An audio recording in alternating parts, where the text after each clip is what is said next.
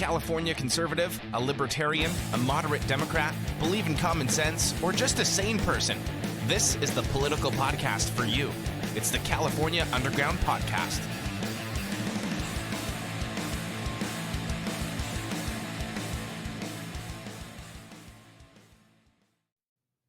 What's going on, everybody? Thanks for tuning in to another episode of the California Underground Podcast. I'm your host, Phil, and as always with me is my trusty co-host, the best, the fastest researcher in the West, Camille. How are you doing?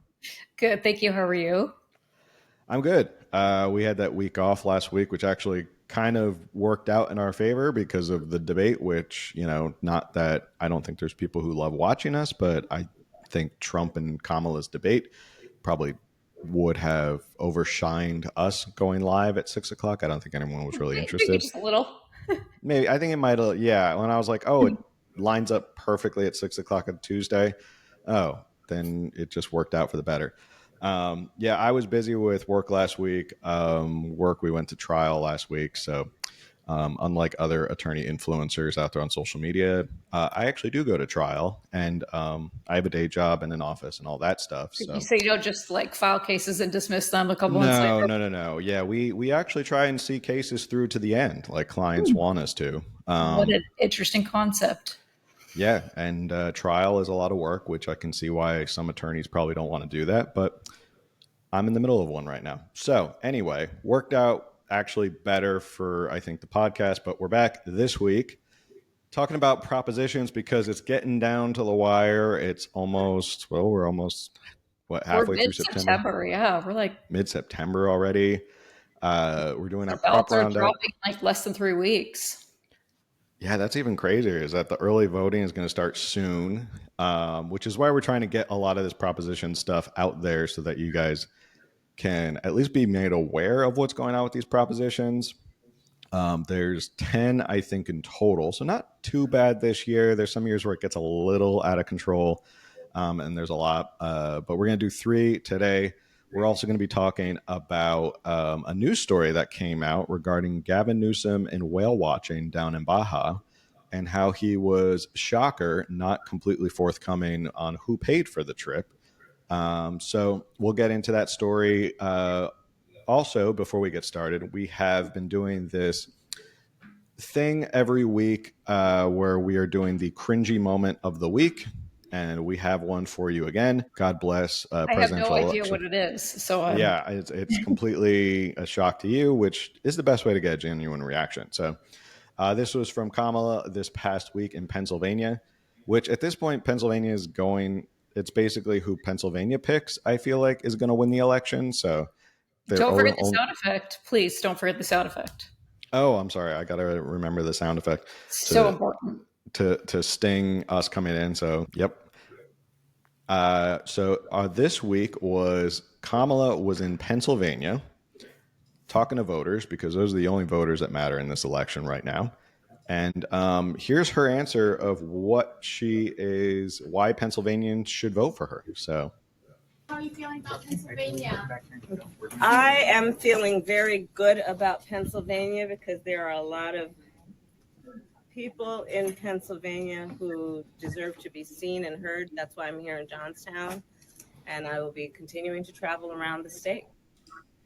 So the people of Pennsylvania should vote for Kamala Harris because there are a lot of people in Pennsylvania.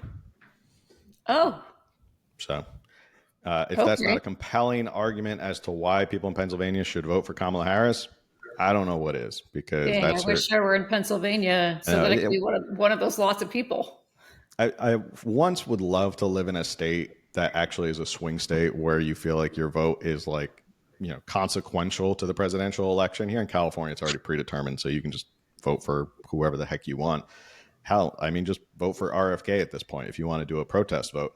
But vote down ballot, get out. We're talking about the props. These props are on the ballot. Lots of local elections, so don't not vote. Yes, don't not show up to vote. And this is what we always say. Yeah, presidential stuff doesn't really, it affects us in the long term. Our vote doesn't really matter in California electorally. But that doesn't mean don't show up for local. There's a lot of local stuff going on, legislators. That's why we're doing this proposition roundup. today is to go over And all I this just local want stuff. to, I'm sorry, I keep interrupting. I forget the episode number, but a few episodes back, we did discuss, what was it? Prop 32, Prop 36, and Prop 2. Yes. I might have said the wrong numbers, but Mhm. a few episodes ago, we did discuss 3 of them. So if you're curious about all the props, please go back and find that episode that I have no idea what it was. It was somewhat recently. It was like 2 or 3 weeks ago. It wasn't that far ago. Yeah, just go look for prop roundup in the past couple weeks and check it out. So before we get started, I want to, last week was the debate, as we mentioned. One reason why we weren't podcasting last week. Guess we'll take a couple minutes to kind of give our thoughts on the debate. Not that a bunch of people already haven't given our thoughts, but hey, I want to give my thoughts anyway. Did you have any thoughts on the debate, regardless of like what happened? Any initial thoughts? Did it? Most forgettable debate I have ever seen. Okay, most forgettable. I think probably it's the only reason it's memorable right now based on social media is because of the cats and dogs line. Yes. Which has been turned into an absolute meme on TikTok right now. We got the coconut song. We got the cats and dogs. We got cats and dogs. We got coconut falling out of coconut trees. Lots of great lines this presidential election. So I think here's my take is that if you're a Trump supporter, the good news is I don't think it moved the needle that much. If you're a Trump supporter, the bad news is I don't think it moved the needle that much. Because, there was definitely opportunities for Trump to do a lot better. And I mean, we're not going to sit here and pretend like Trump is Ted Cruz when it comes to debates. He's not like a skilled debater. He's not a finesse debater. He's sort of a, ham and egger in the sense of like he just comes out guns a-blazing. He has some great one-liners. He has some great zingers. The sending you a MAGA hat was probably one of my favorite. The whole I'm speaking was great that he used her line against her. But there were a lot of opportunities where Trump could have gone into policy more.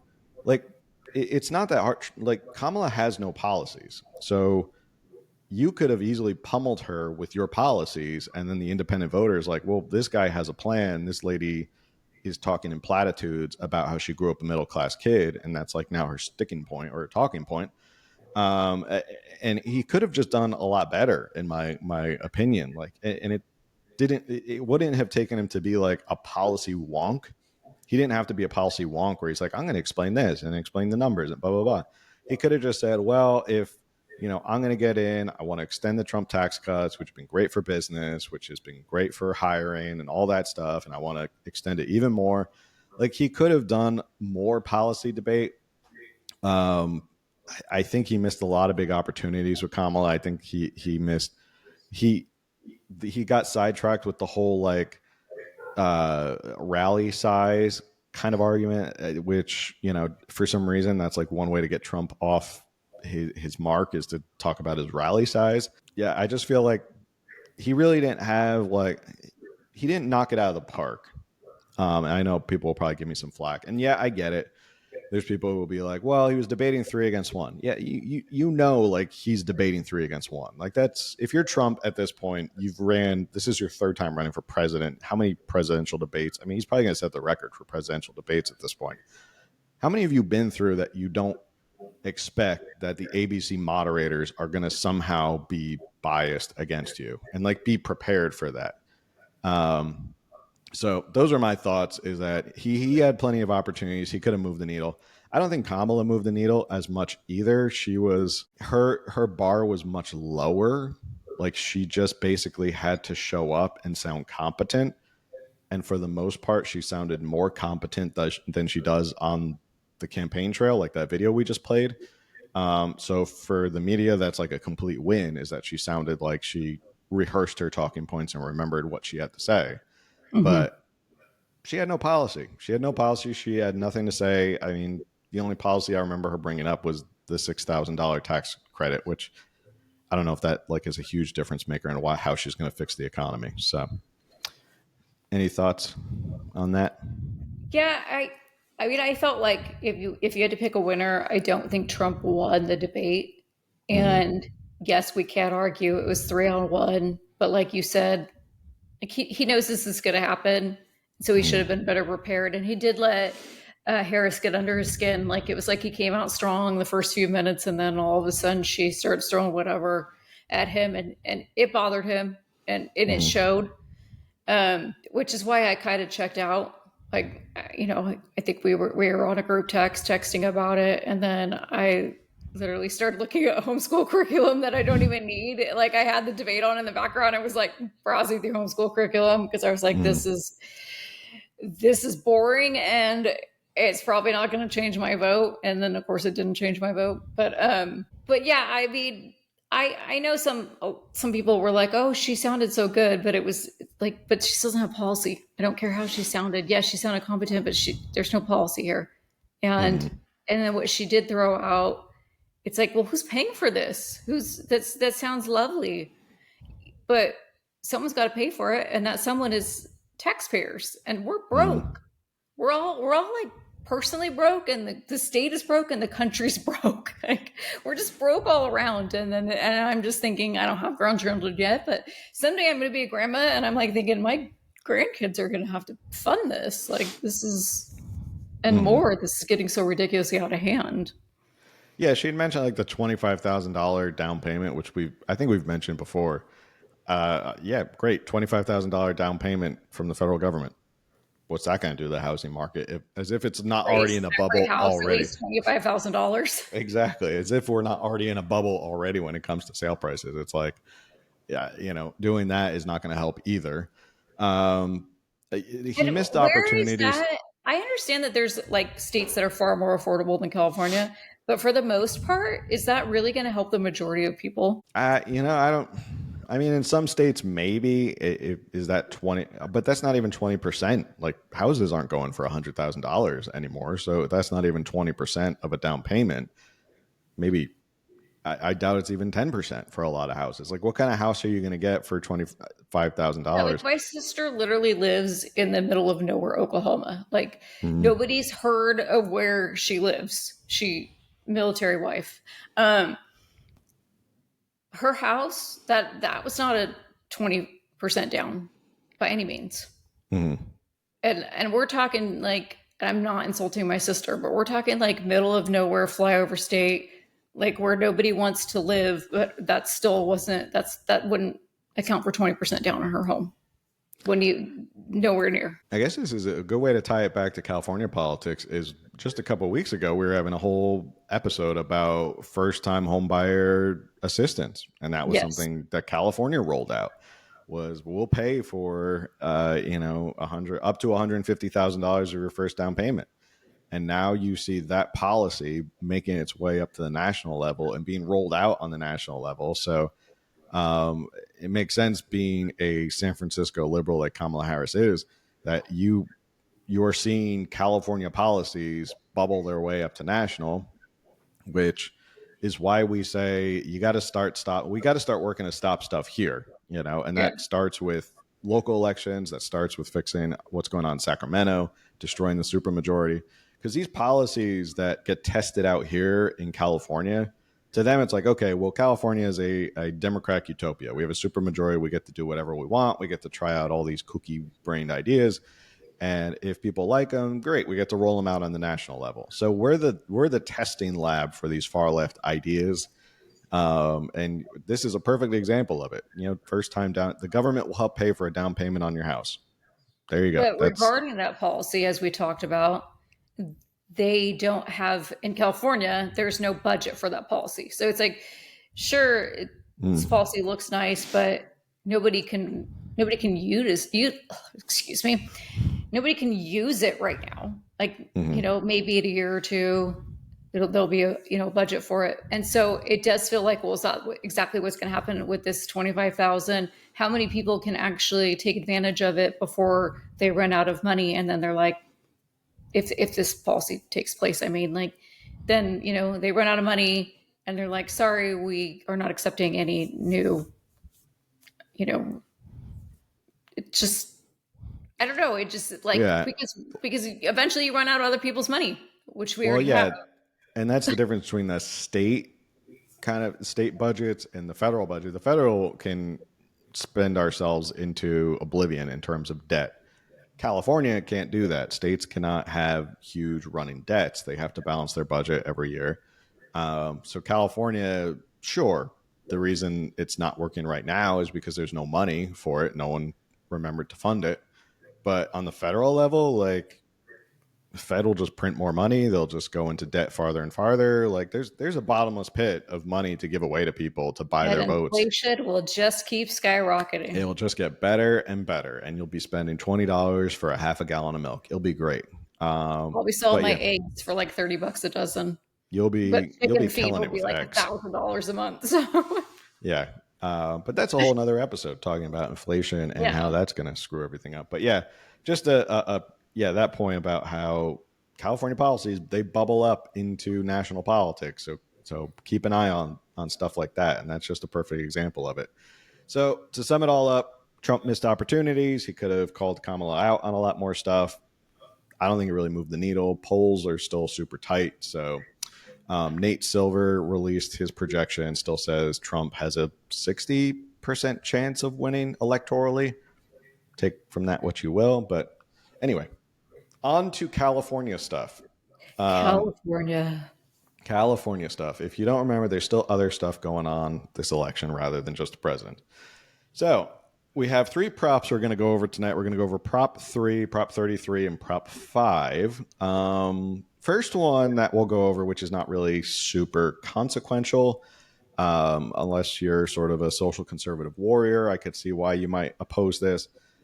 This is the right to reaffirm the right of same-sex couples to marry. What would Proposition 3 do? It would enshrine the right to same-sex marriage into the California Constitution, repealing Prop 8, a measure approved by voters in 2008 that defined marriages between a man and a woman. In practice, the ballot measure would not change who can marry.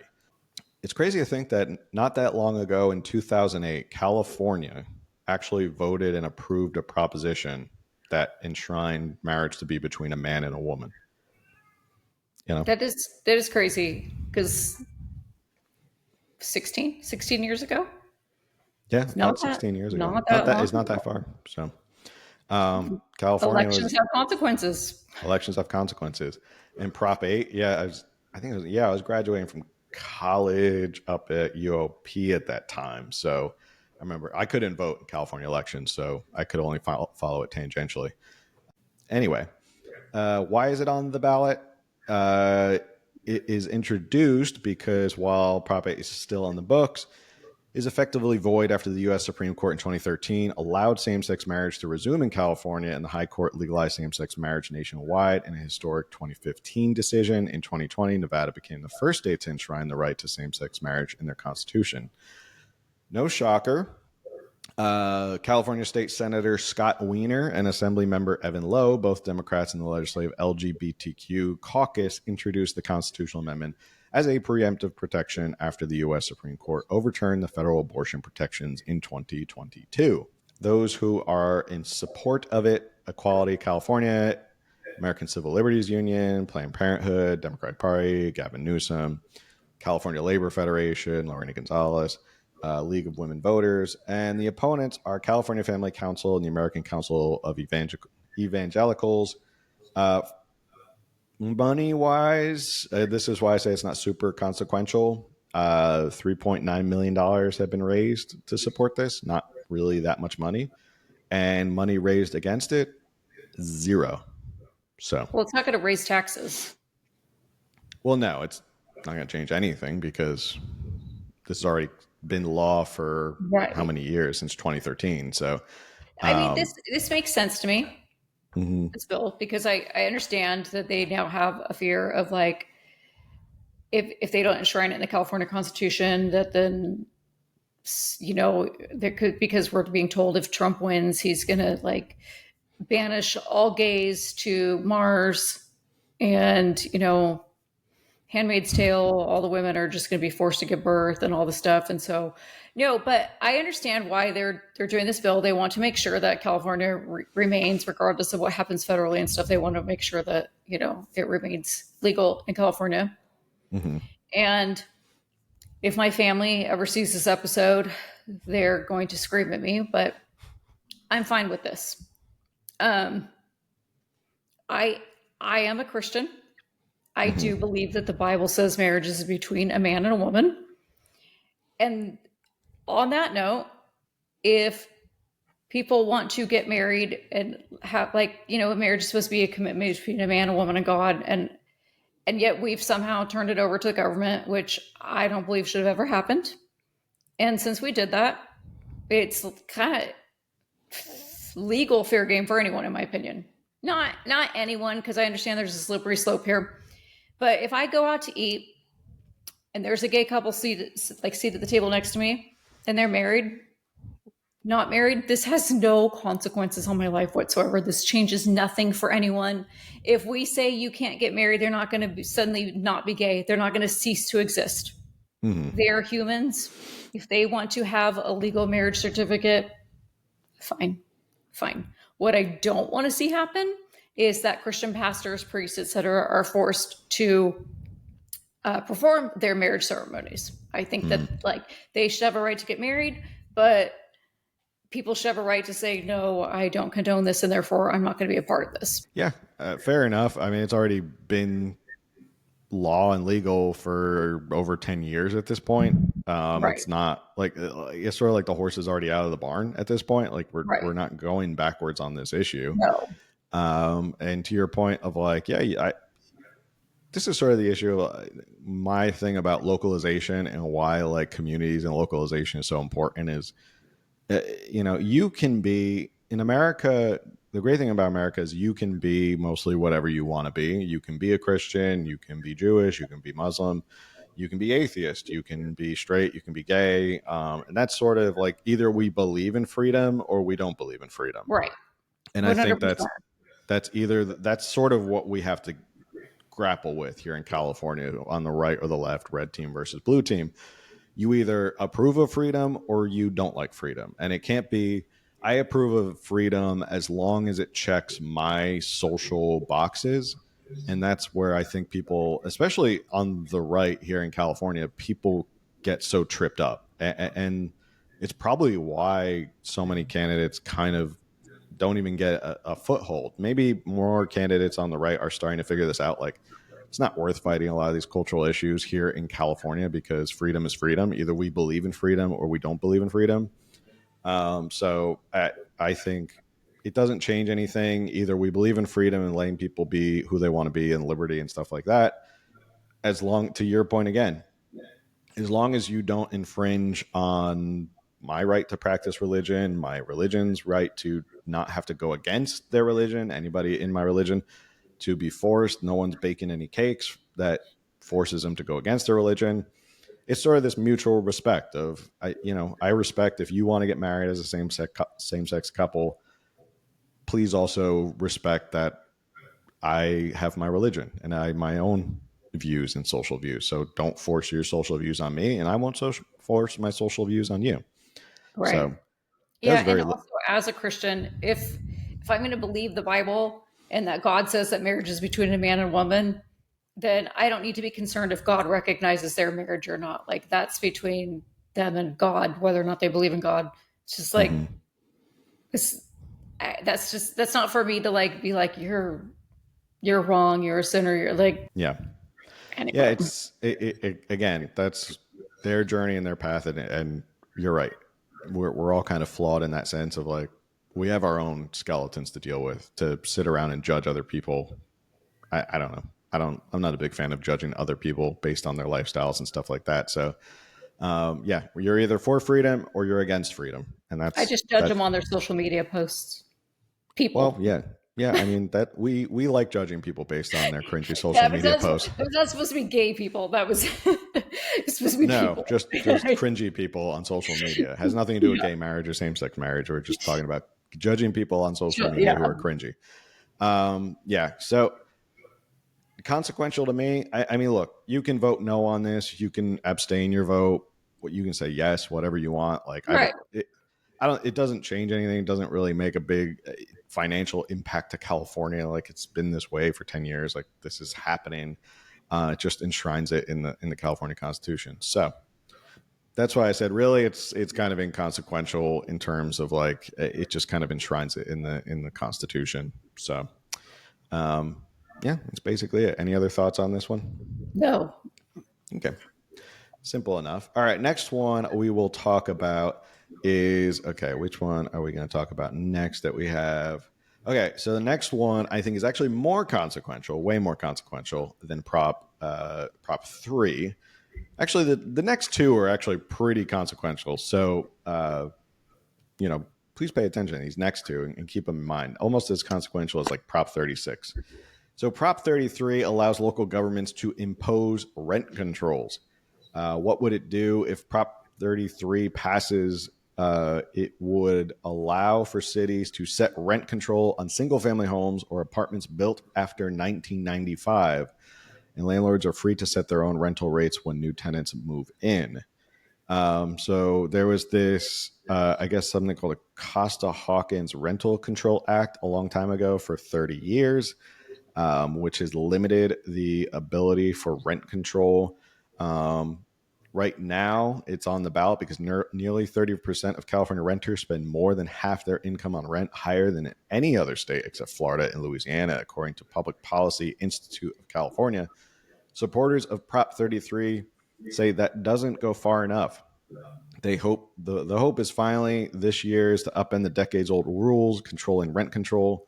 But landlord groups opposing the idea tend to have deep pockets and have been willing to spend a small fortune to convince voters that rent control is not the answer to the state's housing crisis. If you've been watching any local TV, you've probably seen this commercial or this ad every single commercial break, as I've noticed. It's someone talking out against Prop 33. And this is what he's talking about when he talks about affordable housing. Prop 33 is talking about rent control and this idea of, well, cities will be able to set how much you can increase your rent. It's not going as far as, setting strict caps, I guess you could say, like you can't charge more than X. But it does set sort of incremental basics of how much it can go up. So it does kind of, the argument is if you allow rent control, obviously landlords and developers are not going to want to invest money in California anymore. That's the plain and simple argument of it. If you say, well, you can build this apartment complex and you can create all this new housing and apartments, which is the only thing that California is building right now in terms of housing. If you're told projection wise, you can only make a certain amount of money over the next 10 years, you as an investor are probably going to go, I'll pass. And then they just don't build it. So you've now effectively shot yourself in the foot. Whereas there's not more supply, there's still demand, but now there's less supply. So It's real quick, opponents, does this only apply to apartment buildings, not single family resident rentals? let's see. This is can raise a policy. I'm sorry, I should have. Single family homes or apartments. Okay. So it's on both. Opponents say if cities adopt strict rent control ordinances, it will make California's already dire housing shortage even worse. They argue property values will drop and developers will be less likely to build new housing, which in turn will drive up prices in existing rental units. Critics also point out the measure does not actually include protections for renters.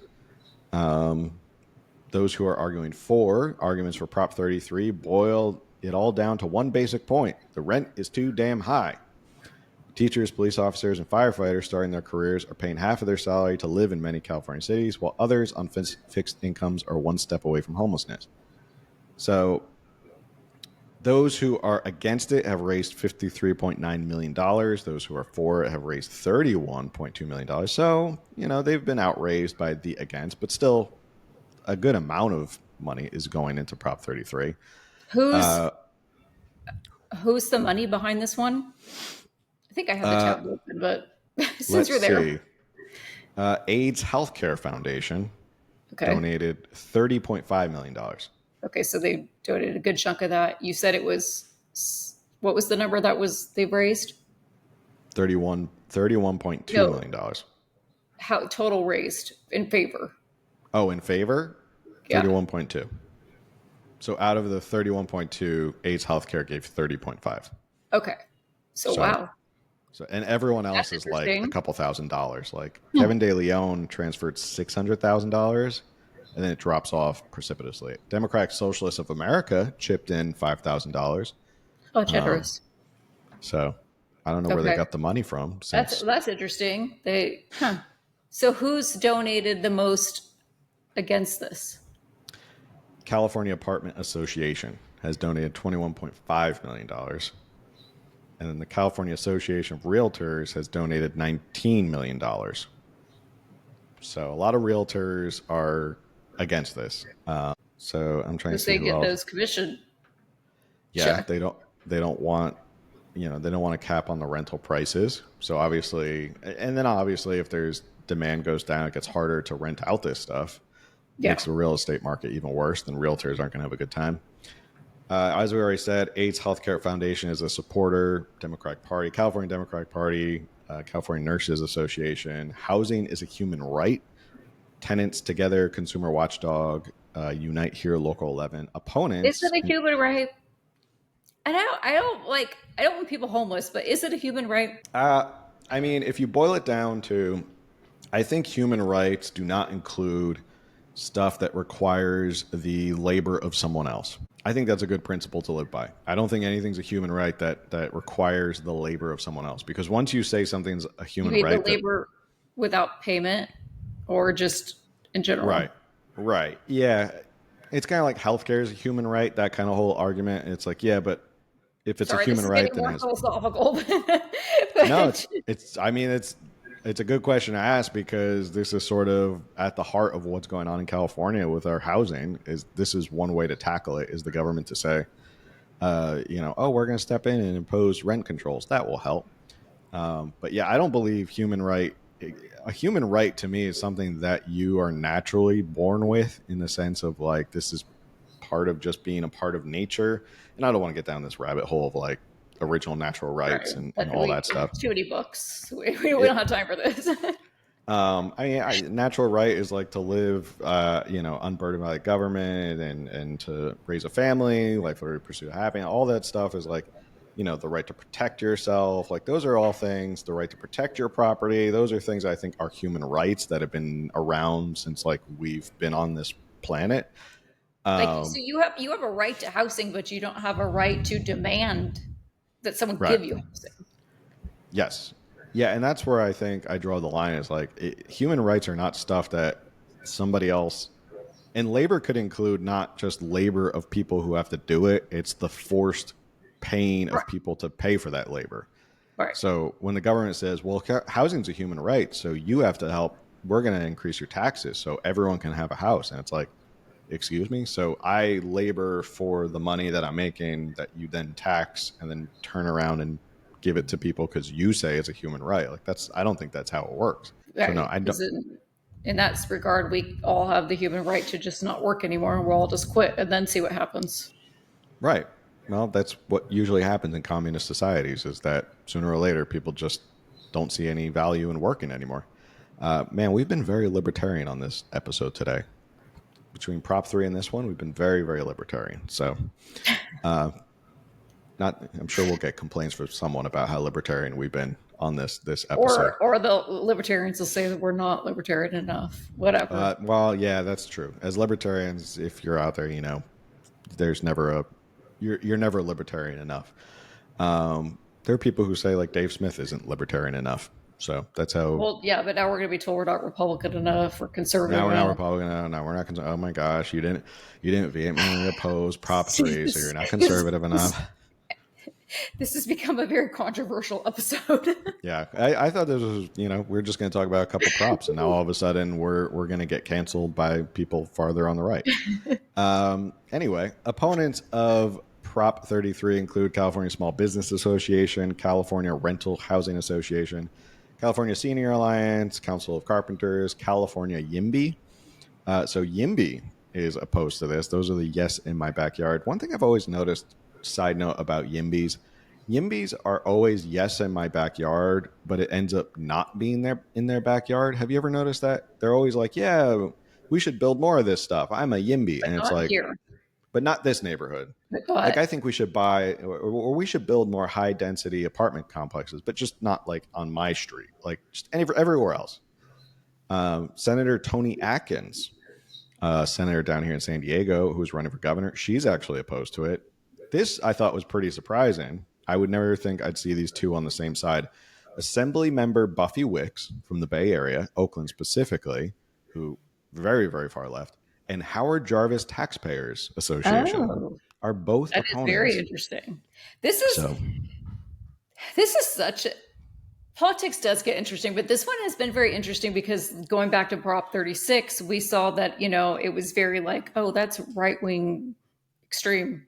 And all of a sudden, all these Democrats are now promoting 36 because it does affect them.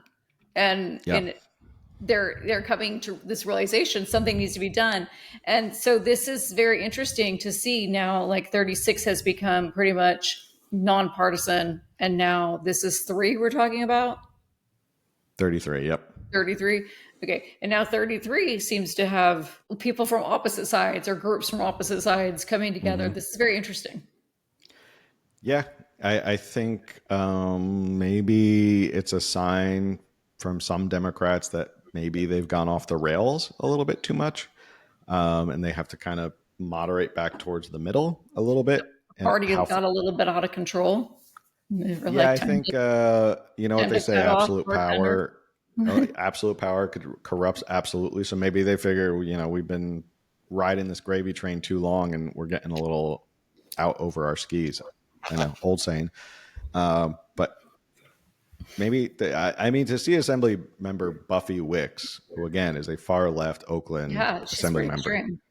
And she's proposed like single payer healthcare. She's proposed some like really far left ideas. For her to be on the same side as the Howard Jarvis Taxpayers Association in opposing rent controls, that's just telling of how it is. I think this is the 3rd time they've tried to impose rent controls in California. I haven't seen the polling on it, but I imagine, I don't know, if my guess today, if I were a betting man, I would say it probably doesn't pass. I think the idea of rent control probably scares a lot of people because they see rent control and they might think of a government that's gone a little too far and a little too crazy. So what do you thought? Do you think it passes, or do you think it I don't know. Well, because sometimes we sit here and like common sense says this should or shouldn't pass. And then we see what happens at the polls and we're like, common sense did not win. So yeah. I mean, to your point, though, about people not wanting to invest here, there's been several things that have been happening over the last few years, like mostly local. And when I talk about my sisters, I have 3 sisters, so it's not all the same sisters, but I have a sister that lives here, and her husband own a few investment rental properties, but they will not buy investment rental properties in California because of all the government control that keeps happening with them. So all their rental properties are out of state. Mm-hmm. And that's a bummer for California to not have like people wanting to invest in California. Yeah. It's this was a thought I was having the other day when I was thinking about the podcast. I was like, at what point someone's got to make an argument? Someone who is a better orator in California who can make the argument that we've kind of got stuck in this cycle of every election we're voting for someone because we want the government to fix something. And that's true on like the right and the left. Like both sides kind of elect someone because they're like, oh, if this person gets into power, then they'll use the government to fix this problem. I think the conversation has to be like, how do we just stop the government from doing things altogether? Because it's like we've trusted the government so much. At this point, it's like, I don't have any teenage children, but I can imagine if like you have a teenage kid and you give them an allowance. 4 Well, teenagers. then tell me if this is correct or not. If you give them allowance, they overspend it, they keep asking more, and they keep overspending it and making bad decisions. As a parent, sooner or later, you're going to go, wait, no, I'm not giving you any more money. Like, giving you more money is not going to help the problem. You've got to figure out how to like get your life under control.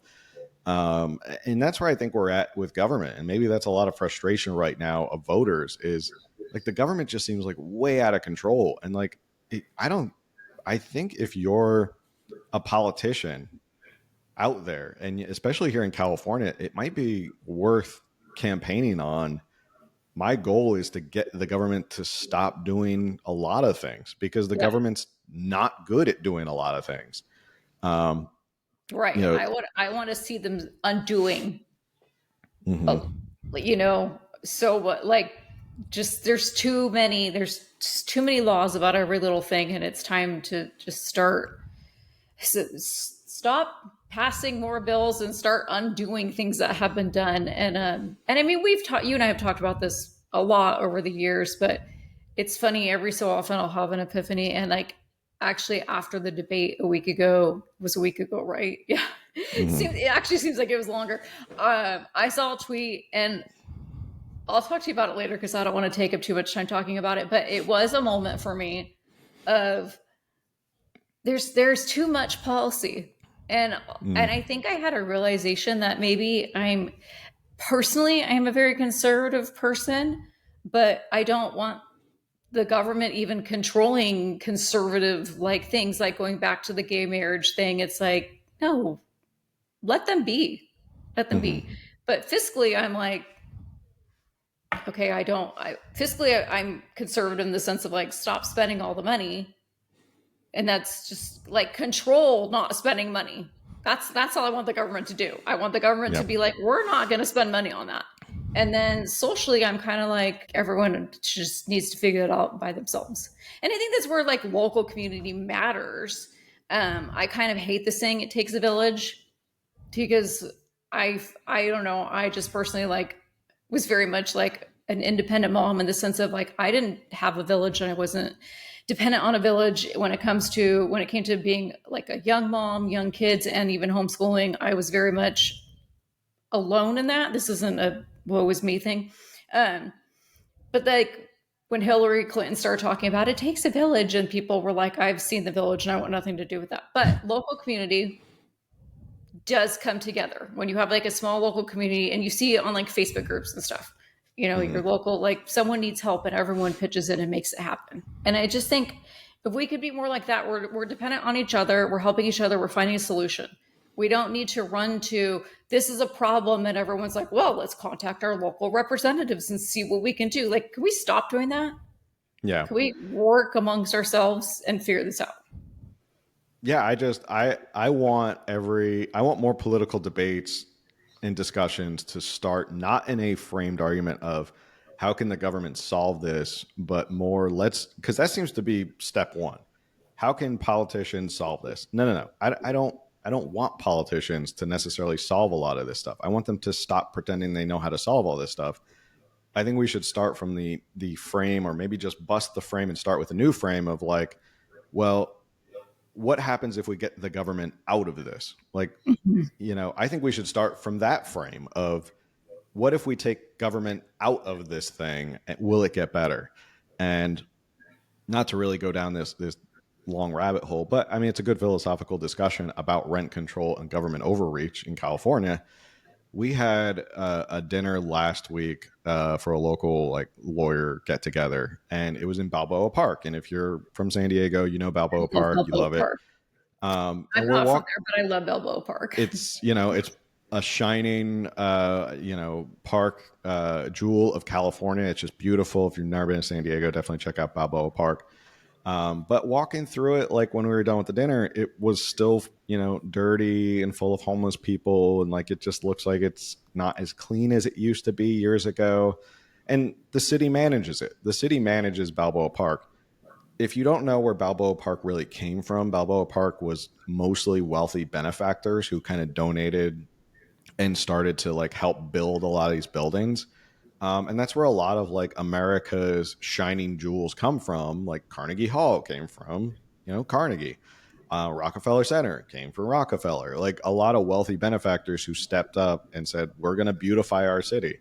And it's kind of like, well, if you take government out of this and let prosperous people do what they want to do, you get things like Balboa Park, you get things like Rockefeller Center, you get things like Carnegie Hall, you get stuff like Union Square, like you get these beautifications of cities and these things that make it look good. But then somehow along the way, we've gotten tricked into believing like you have the government to thank for this beautiful thing. It's like, okay, but you're not making it any better. You're actually making it worse. Like it's getting more dirty. It's getting more overrun with homeless people. It's getting dangerous. Like, I was talking to my wife on the way out. I was like, this is, it was dark out when we left. I was like, I don't feel safe walking through Balboa Park. She definitely wouldn't feel safe walking through Balboa Park at night. So yeah, that's my rant. I think we should change the argument to, I think things would be better if we just got the government out of X. Let's start there instead of let's get the government more involved. God, we are so libertarian right now.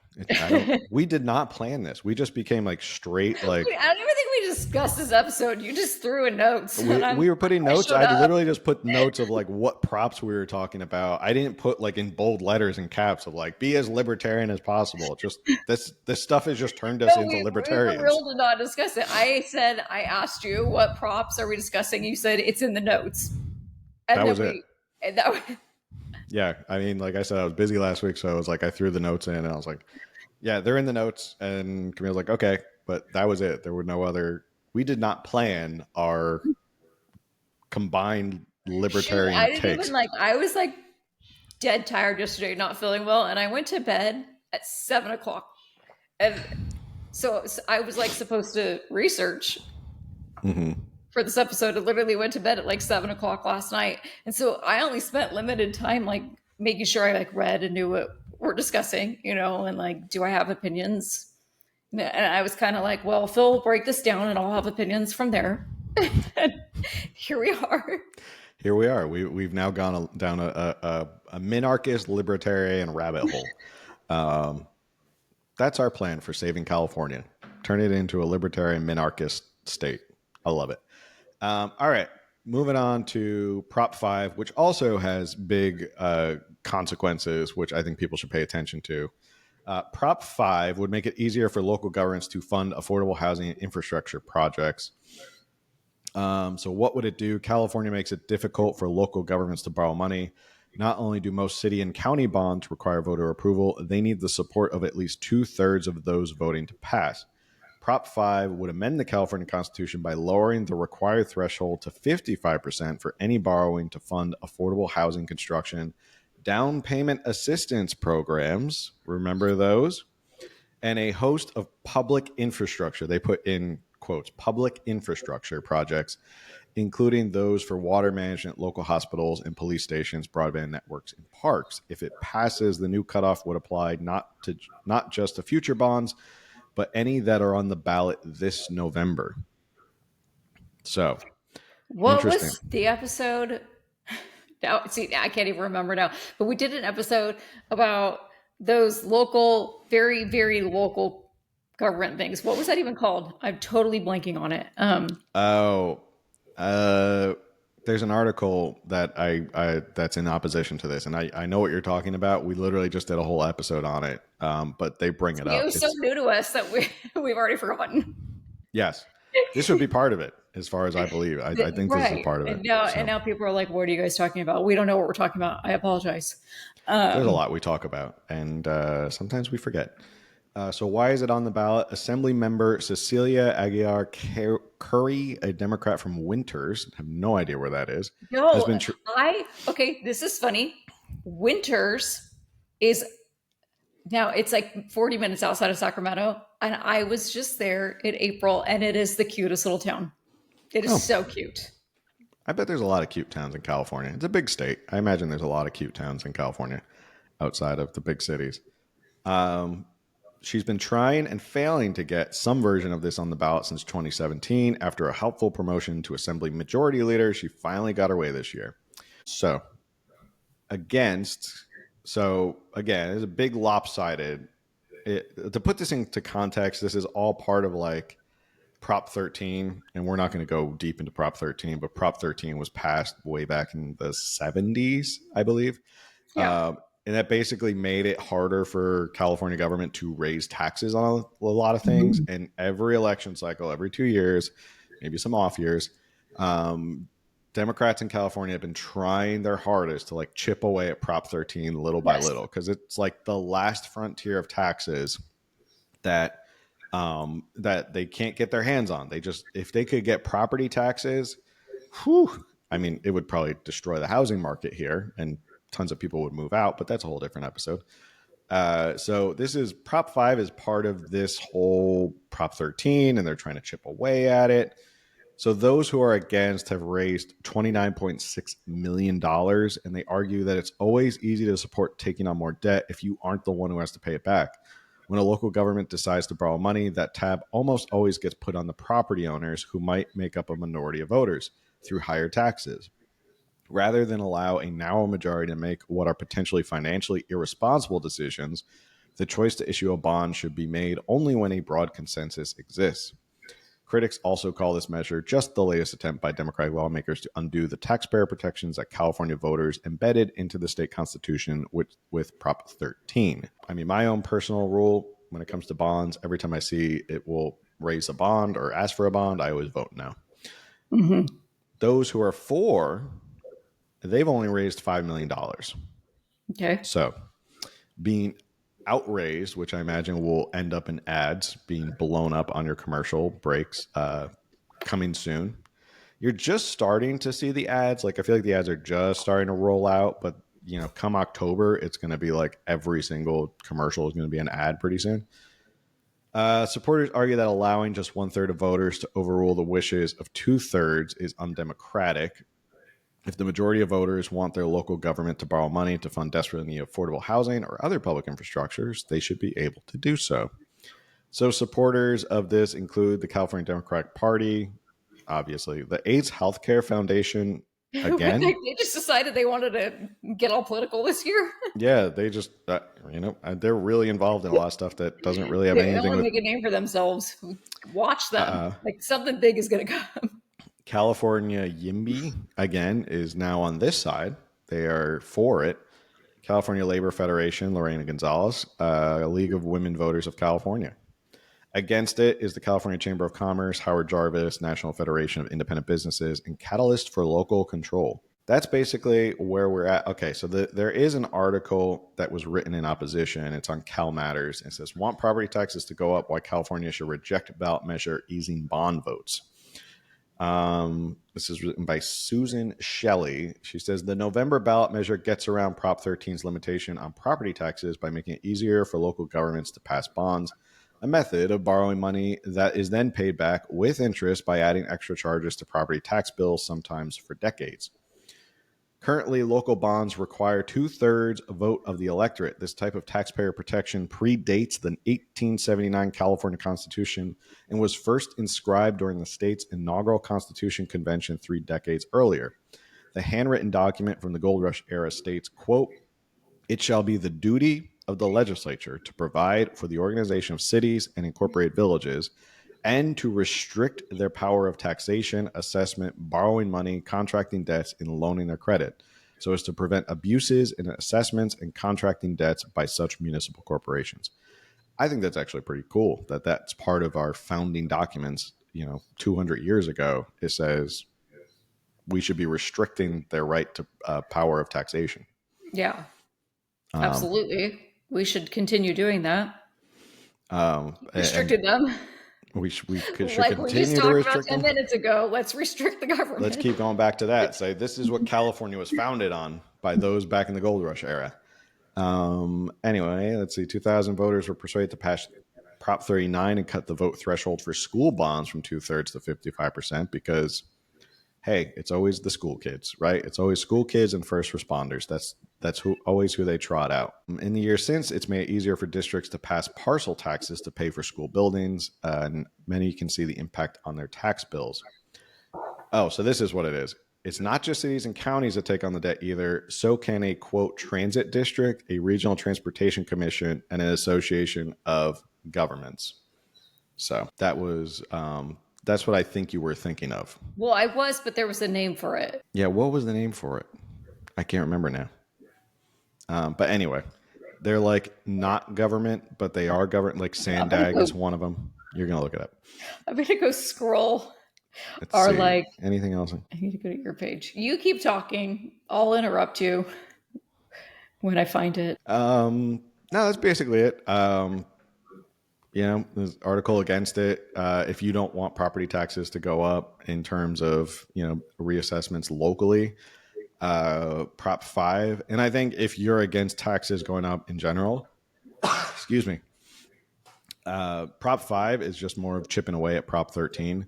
And slowly they're going to just keep chipping away at Prop 13 until everything that like Prop 13 protects in terms of getting past that 2/3 majority is going to go by the wayside, and next will be your home property taxes. So, right. And they're always going to use the first responders and the children and those kind of issues. And I saw a Shout tweet out to the first responders right now. California's on fire.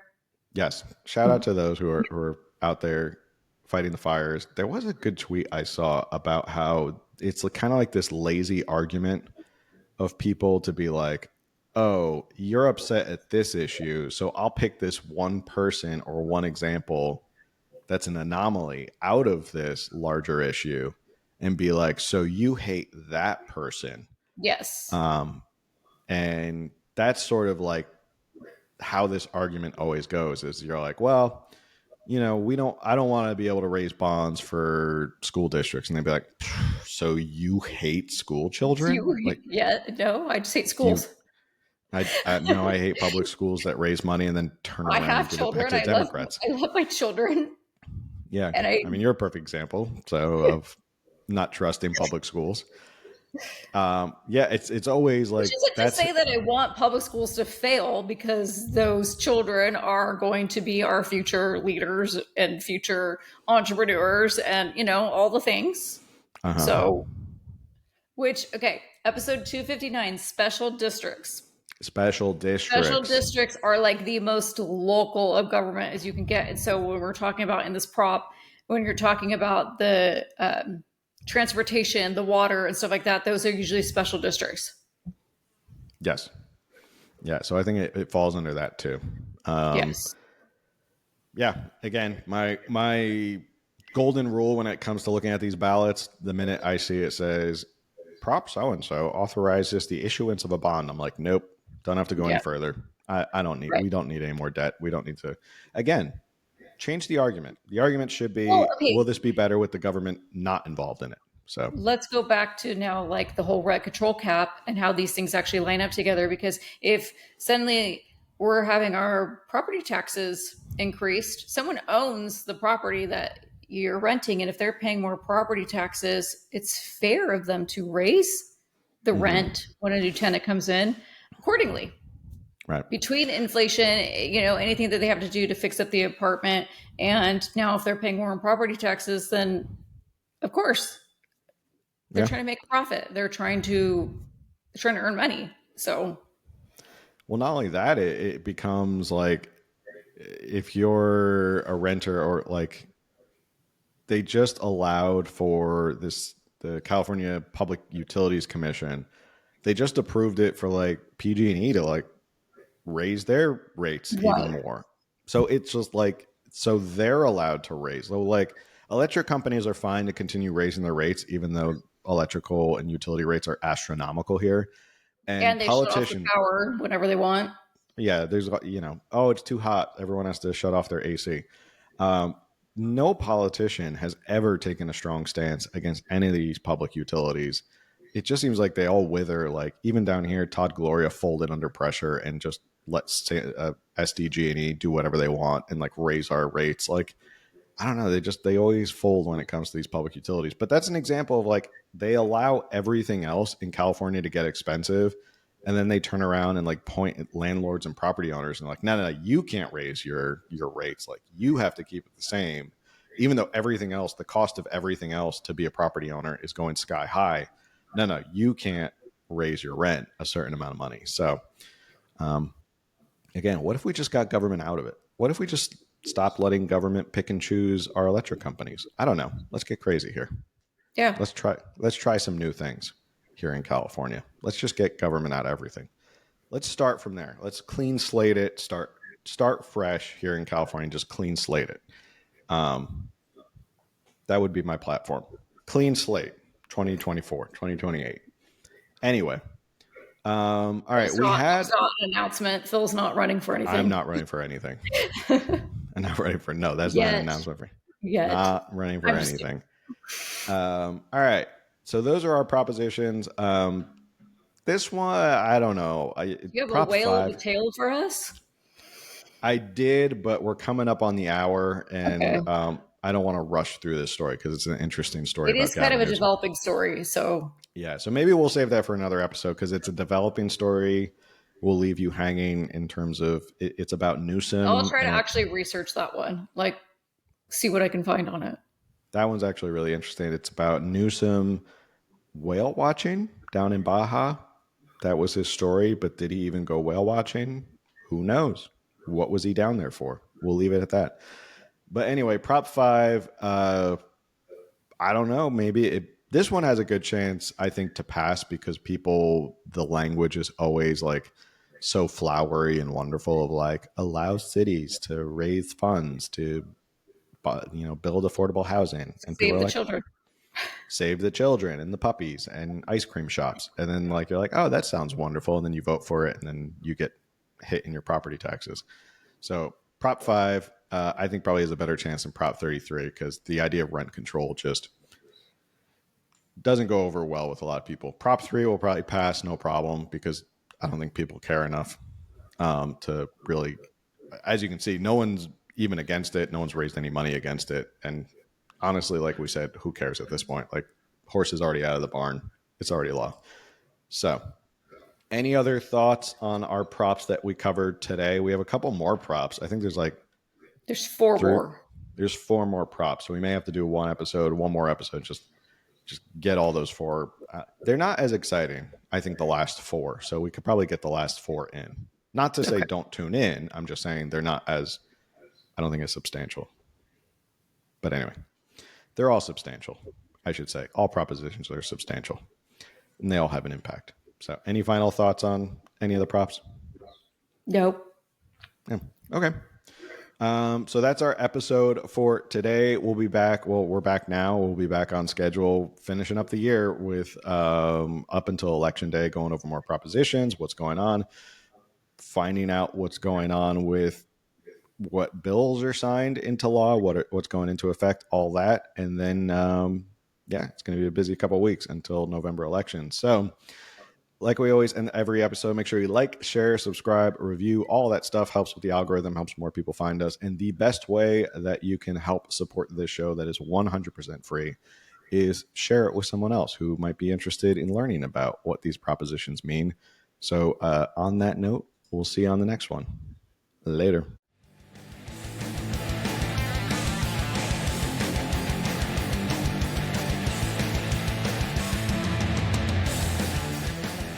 Thank you for listening to another episode of California Underground. If you like what you heard, remember to subscribe, like, and review it. And follow California Underground on social media for updates as to when new episodes are available.